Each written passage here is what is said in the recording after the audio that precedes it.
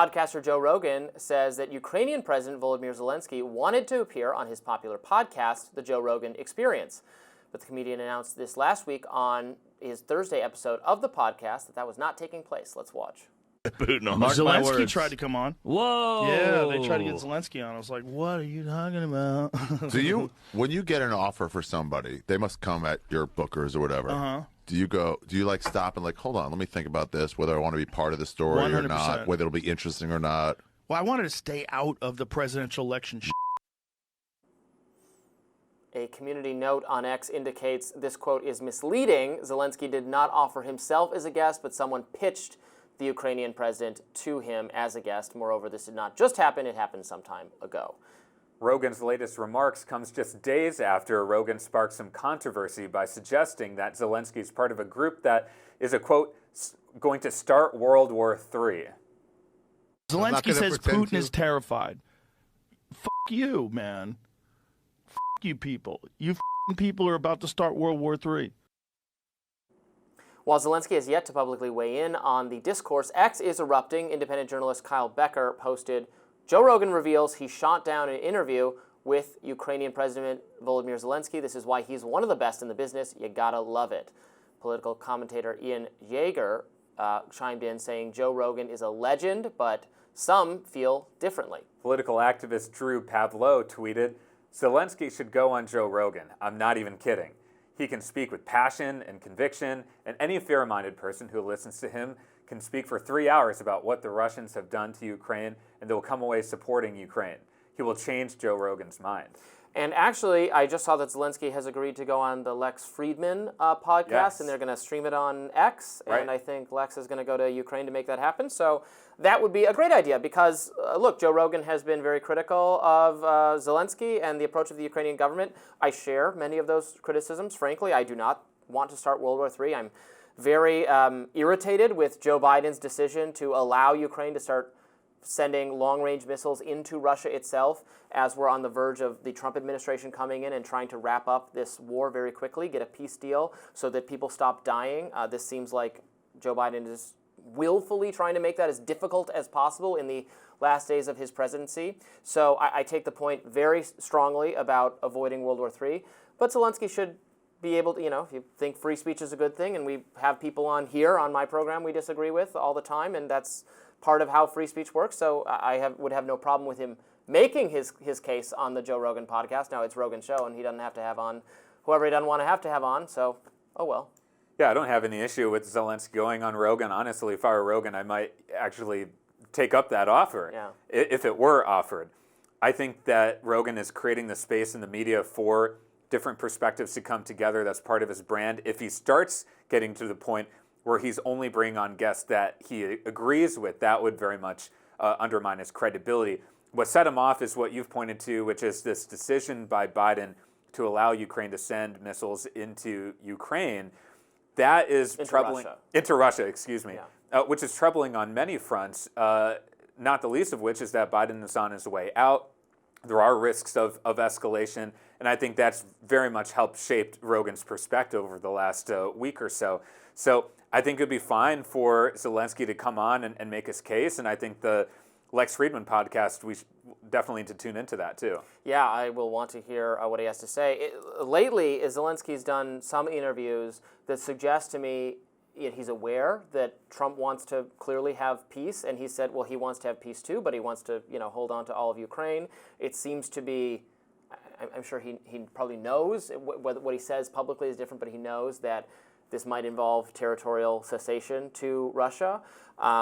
He's been told by his own military advisors and by U.S. military advisors for weeks, months, years now that Ukraine is not going to be able to unilaterally evict Russian forces from the country. They would need not just weapons support, but troop support from the U.S., and that Biden has said that's not going to happen, although he's also said we'll defend Ukraine to the end of time. If it takes 100 years, whatever they need is what they're going to get.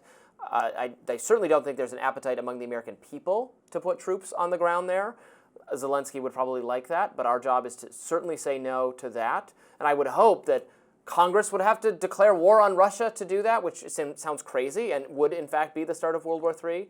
Trump has been so clear that we're not going to do that and that he's going to be able to negotiate peace on day one of his presidency, and I hope he's successful, and I hope Zelensky works with them on that effort and Putin as well so that we bring an end to this terrible war. Yeah, the longer this war goes on, the more credible the argument is that the military-industrial complex is driving the show.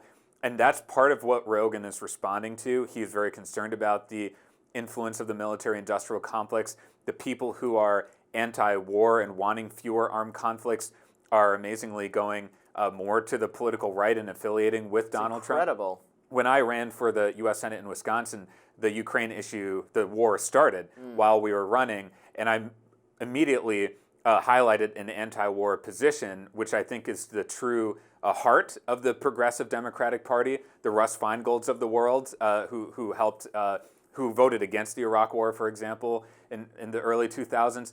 And yet, that position is becoming increasingly rare in the Democratic Party, certainly among establishment Democrats. So the question now is, which is the anti-war party? Yes. And I don't know how to answer that question. There has become over time this automatic faith in intelligence experts and military planners and just the foreign policy bipartisan establishment, a faith that is now much more associated with the Democratic Party, a trust in institutions. Democrats are the people that trust the experts, be it on health, be it on foreign policy, be it on whatever. Trusting experts is, I think, sometimes valid. We should certainly listen to experts, but ultimately these are policy decisions that are decided by, not by experts. We're not run by experts. We're run by political figures who are appointed, who are elected by the people. So we get to decide. And sometimes experts get things very wrong, as they did repeatedly during COVID. And I would argue certainly on foreign policy, whether as you bring up Iraq or Afghanistan, the experts saying, we have to do this. It will be very easy. It will be very cost effective. They want us to destroy their country and replace their governments. It's going to be good for them and good for us. That was discredited. But that kind of thinking is now more politically associated with the Democrats, who will then pretend it's not politics. It's just the experts are non-political. We're just listening to what they say. But of course, that is itself a political choice when they agree with your party all of the time. Yeah, I do have to give some credit to figures like Bernie Sanders and Ro Khanna in the Democratic Party, who are providing some semblance of that anti-war faction of the Democratic Party. Some of the work that they did to oppose the proxy war happening in Yemen, for example, I thought was very admirable. So that is the future of that's what the future of the Democratic Party should be. But I think you're exactly right that this sort of blind trust of authority, of figures in foreign policy or the medical establishment has led to this culture of just going along with it. And of course, the death knell was that Dick and Liz Cheney endorsement of Kamala Harris. That's where this realignment essentially became complete. I hope that there's still that anti-war progressive Democratic Party out there. People like Bernie Sanders and Ro Khanna are still carrying that flag. Well, this is not the first time today. I'm going to say something nice about Bernie Sanders as well coming up later, because he agreed with Elon Musk. Be still, my beating heart. More Rising right after this.